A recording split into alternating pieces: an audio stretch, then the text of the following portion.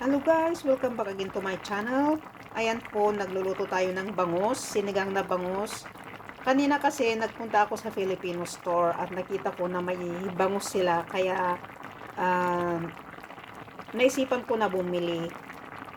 Ang lagi ko kasing niluluto na isda ay sea bream or sea bass. So, ayan, naisipan ko na magbangus din. Parang in 5 months or 6 months, ngayon lang ulit ako nagluto ng bangus. Kasi, masarap yung bangus, kaso nga lang medyo matinik kumpara sa sibas. Kaya ayan, nagluto tayo ng bangus. At ito po ang aking version.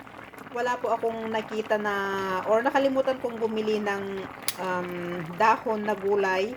Kaya ito na lang, itong beans ang ginamit ko na gulay. At hindi rin ako gumamit ng kamatis kasi bawal daw sa akin ang kamatis.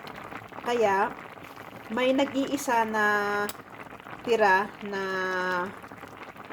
pang vegetable salad sana na maliit na bell pepper ito. Naisipan ko na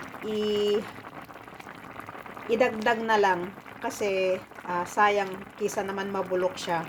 Pandagdag ng flavor at pangdagdag din ng aroma. O, di ba? Kisa naman itatapon or kisa naman mabubulok. So, ayan po guys, ang aking simple version of sinigang na bangus.